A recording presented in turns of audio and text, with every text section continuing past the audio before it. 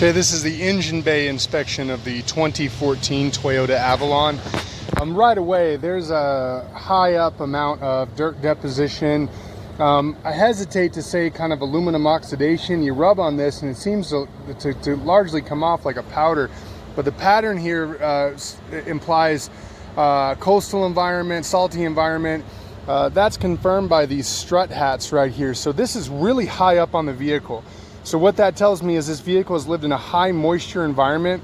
There's a couple things going on in here, so we're going to go over these. But this high moisture environment, this vehicle is about 10 years old, and this is fairly uncommon to see unless a vehicle lives near a coastal or salty area, high moisture area. Now, the body comes back clean, so this is a serviceable item. It's part of the suspension. It's built into the strut.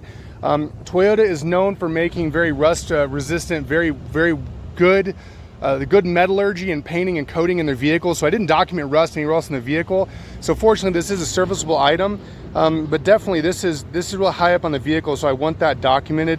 That starts to tell a tale as to where this vehicle has lived. Now, the engine bay, if it has been cleaned, they didn't come back and spray it down with anything too significant. The prospective buyer was informed that it was cleaned in here. So I'm assuming it was maybe an appropriate steam cleaning or something, but in any case, there was a lot going on in this engine bay in terms of just general filth and debris. That additionally implies to me, might not only we've lived in kind of a coastal, kind of a high moisture environment, typically when I see this much dirt and dust and things, this is because this vehicle has lived in almost like an agricultural area, like maybe near a farm. I see this more in the middle of the state. Maybe we have vehicles that live out in high dust areas, which if this vehicle has been near lots of stored fertilizers and phosphates and all sorts of chemical vapors and things, that can cause that kind of oxidation too. So I could see a hybrid Toyota vehicle, a sedan, large reliable sedan like this, being chosen to run long high mileage trips to and from a remote location, like say a farm. We've got some kind of oil deposition right here that might be a sign of there's definitely some cleaning that's gone on kind of up into here. So maybe that's a sign of a replace or arrested leak for a valve cover. On the very back of the engine, you can see that there wasn't any cleaning done back there. There still is a significant amount of oil deposition. It still would lead me to believe does not appear that the valve cover is leaking at this time. So I'm going to assume that maybe the valve cover has been serviced or replaced, the upper valve cover. It appears there might be two pieces here. So I'm not seeing leaking down the front. If you peek right down in here, there's a little bit more dirt in here than there is up here. So there has been some cleaning going on in here, but I'm not seeing an active leak at this time. I'm not seeing active leaks down the side of the engine bay. I'm not seeing a wet belly pan. So to me, those are repaired, arrested leaks. So we're gonna document that. I am gonna go ahead and give the engine bay a pass at this time because I do not see any active leaks. That vapor or that oil deposition on the back of the engine would appear to at this time be arrested. The vehicle also has 160,000 miles on it. It's not uncommon to have oil vapors and things like that, especially from a previously failed gasket, to just kind of move its way around the engine. The reservoirs are good and clean. They're not brittle, or the plastic has not become faded or white. We've got brake fluid back there. We've got Toyota Pink Long Life over here for coolant. So no concerns about the reservoir. This and that, I want the prospective buyer to keep an eye on that. That just implies to me this vehicle has lived a very oxidized life. Now, again, I have to stress, I have been under this vehicle already. I'll elaborate on that in the underbody video. I'm not seeing any rust or any sort of damage or oxidation on the rest of the vehicle, but just to be aware of that. There also are not any bad or unacceptable smells coming out of the engine bay at this time. So I am going to go ahead and give the engine bay a pass at this time, with the exception that these two items be documented and the deposition on the back of the engine bay, back of the engine block. Thank you. Okay, this is the exterior inspection of the 2014 Toyota Avalon. We're going to start at the left front quarter panel. Right away, I want to document just kind of all over the vehicle. There's a couple of these little kind of cosmetic Mars in the clear coat. All of those could just, if you hit this with some rubbing compound or some polished wax, it would take all those out. But that has not been done at this time. These are, Mars from a grocery cart or a purse, or something, low speed impact of some sort of marring the clear coat. All four wheels have documented a little bit of curb rash on here. You can kind of see a little bit right here. But mostly we walk the exterior, we're looking for collision damage, we're looking for pushed in panels. The sheet metal is very thin. It's mostly cosmetic, so we're looking to see if the front of the bumper has been smacked.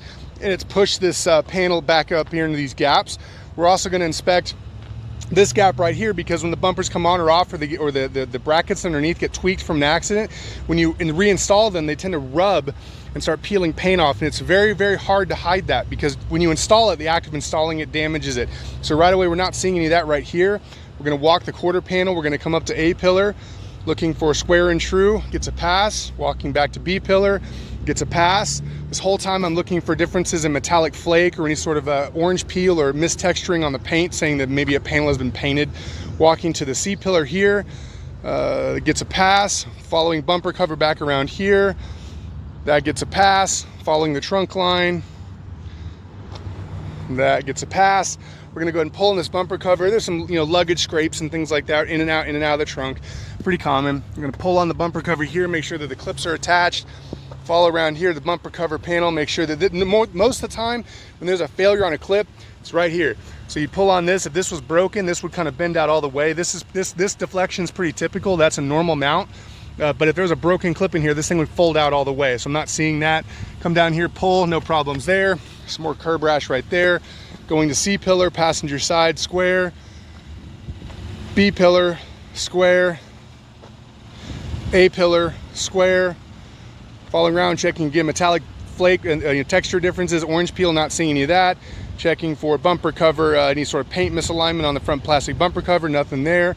And following trunk line, we're gonna walk around the front. Now, I did not document or observe any sort of damage to the front crush rail or damage any of the support or anything for the radiator, no concerns there. And we're gonna go ahead and pull on the front bumper cover. Little bit of play down here, I wouldn't mark that as extreme. A lot of times you'll have some underplay right there if the vehicle's kind of gone over a curb or anything like that, like a curb bar, and then it kind of gets pulled on a little bit. But it's not at an extreme level that I would label as significant or severe, if that's the case. Some vehicles are just loose under their period. We got some pretty significant plastic oxidation in the front, on the front driver headlight and the front emblem. Again, it's, we're going on 11 years old, but the front right is completely clear.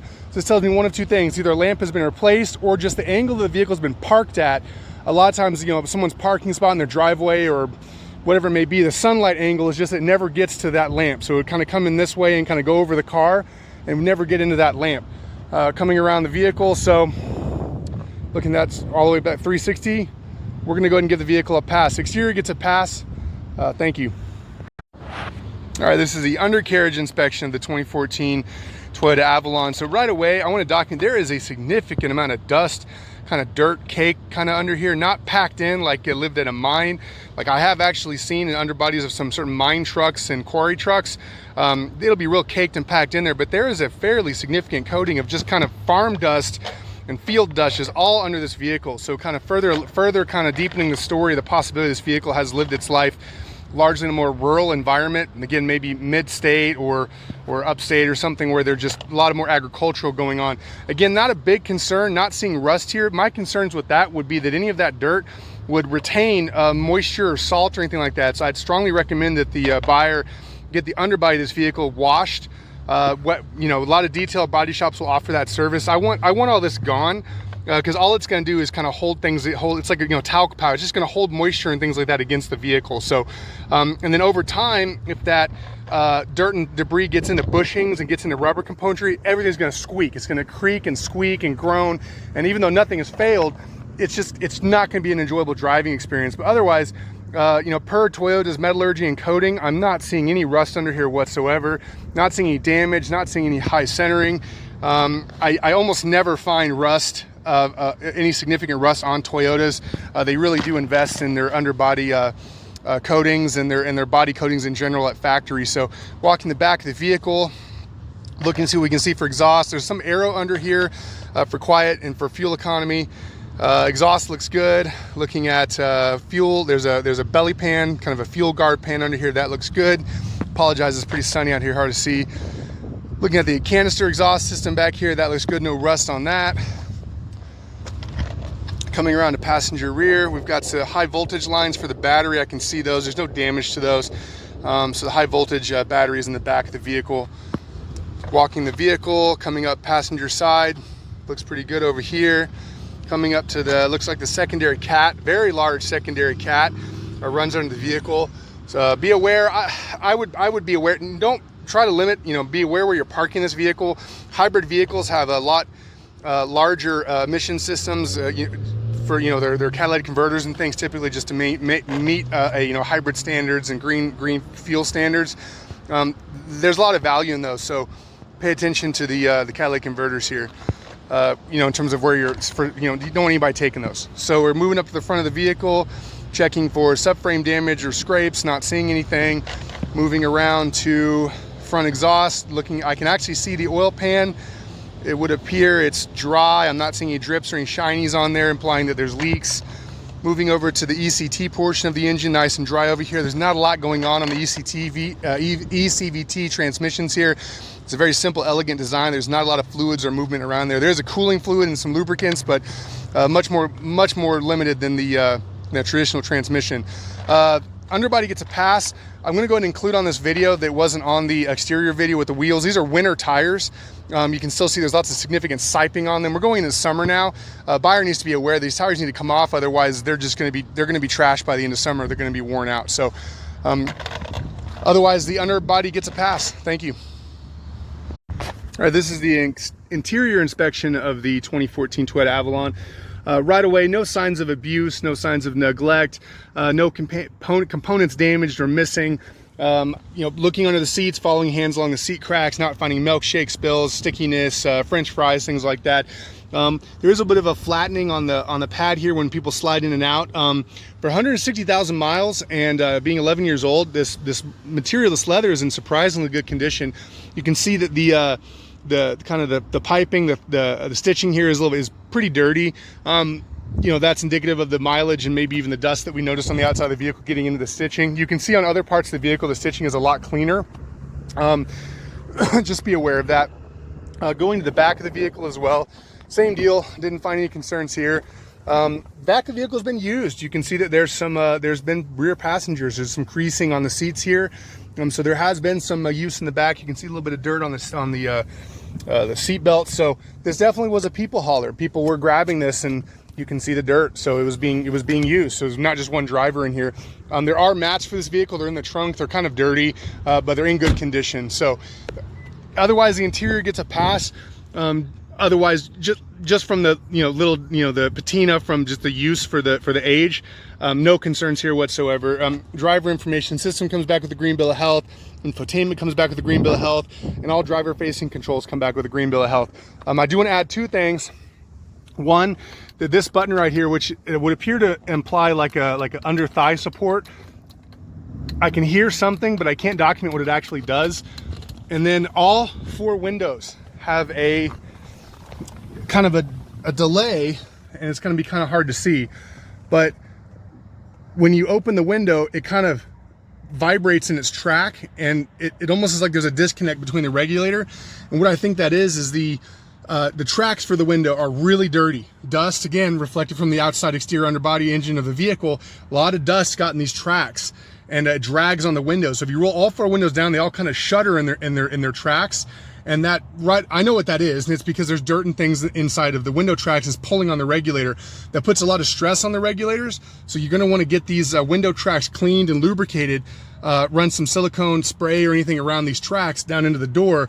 Otherwise, you're going to be replacing over time. They're going to fail one at a time in the phase of how often they get used. But all four regulators in the doors are eventually going to pop because the stress that dirt puts on the track of the window. So that's dirt related. I'm not going to mark that as age or a QC issue or just general fitment issue. That's dirt. So there's dirt in the windows. Otherwise, the interior comes back with a clean bill of health. Thank you.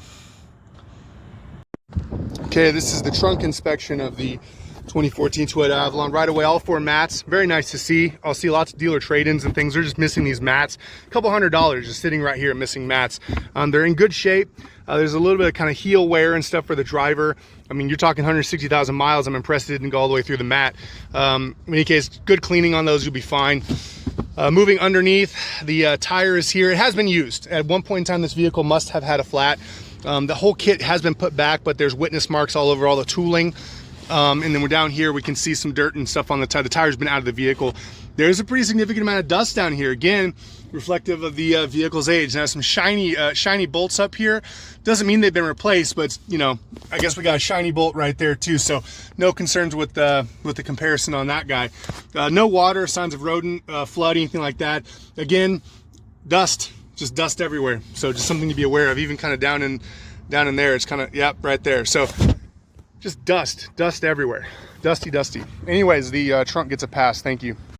Okay, this is the code scan and live data portion for the 2014 Toyota Avalon Hybrid.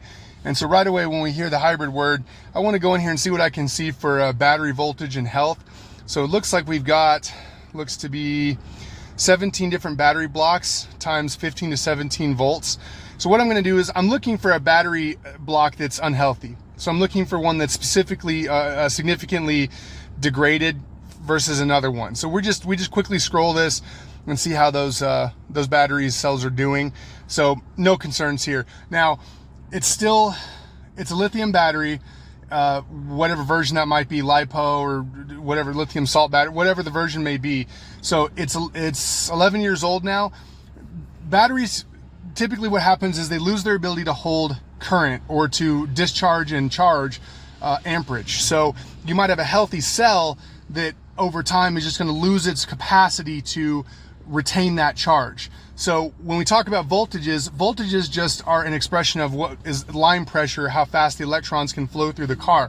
So you can have a perfectly healthy cell that cannot retain a lot of amperage. So kind of think of it as a bucket of water where the PSI in the bucket could be, 15 PSI, but there's just not a lot of water in the bucket because it just can't hold a lot of water. So, but normally at that point you begin getting check engine lights or hybrid engine, alerts and things like that, or there's alerts in the system here. All the monitoring tests I was able to observe in here came back clean and clear. So the state of charge and the health of the battery is still in the green, but that's something to monitor. And we only say that because it is 11 years old. So regardless of how well the battery management system works, it is what it is. It's 11 years old. Just be aware of that. That in no way needs to imply that there is this isn't an unhealthy state at all, because all of the data is showing that the battery is healthy at this time.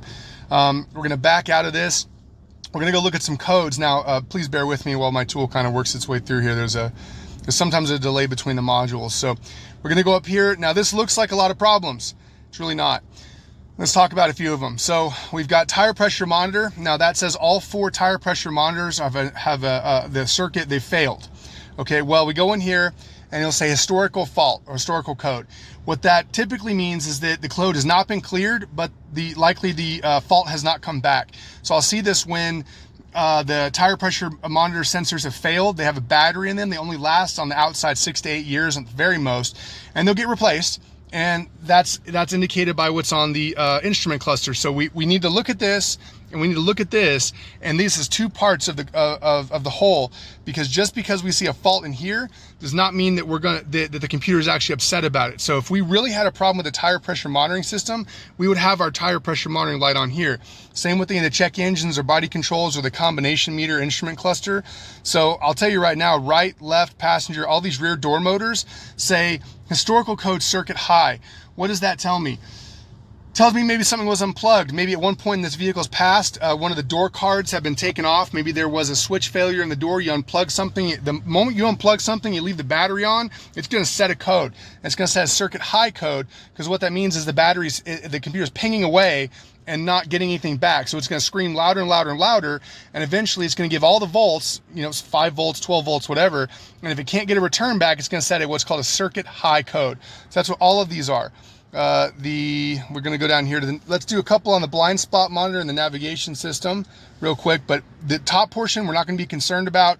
There's no faults in the powertrain control module in the hybrid system. No concerns there. Let's go into nav. Let's see what the fault is. Trouble codes.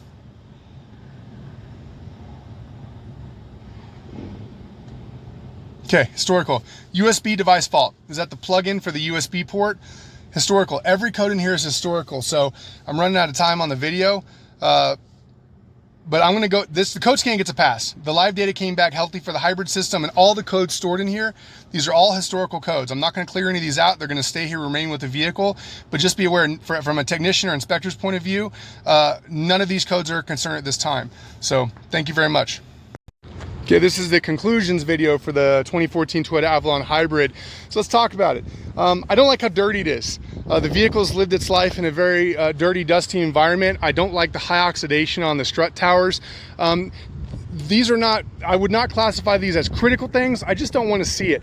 It's concerns in terms of how deep the oxidation or corrosion or rust has gone. Again, Toyota makes a good product. So these would be things that on certain other models or manufacturers, I would be much more concerned than I would be on a Toyota, because the majority of where we're going to find these problems are unserviceable things. Again, like the struts. I documented no underbody rust or corrosion or any sort of issues with that. It was largely entirely in the engine bay. But the underbody is very dirty. The engine bay was very dirty. The trunk is very dirty. And the interior is really pretty dirty. So it's mostly what I'm documenting on this vehicle is it really just needs a good front to back cleaning. There is some cosmetic and aesthetic stuff going on. No concerns with the powertrain, no concerns with the hybrid system. The vehicle shifted fine, tracked straight and true. When I say shifted, it doesn't really have gears. It uses an eCVT. It's actually two DC motors that kind of work in a ratio with each other. They're computer controlled, that imitate kind of a facsimile of a transmission. It's a very elegant, very simple system. There's very few moving parts. It's a very good design. Toyota's been using these since the early teens, and I have no complaints and no concerns with the eCVT systems in these vehicles. When I say eCVT, it's nothing like what you'd see on like a Jatco or a Nissan transmission. They're like apples and oranges. They're only alike in name. So no concerns with the eCVT system functionality in these vehicles. No concerns with the hybrid system, driver's infotainment, information systems work. So really, my concern as an inspector is just the general, kind of the general dirtiness of it. No collision damage, all aesthetic, again, like I said, and a little bit of oil deposition on the back of the engine. Otherwise, I am going to give the vehicle a pass. It really just needs to be cleaned. So thank you very much.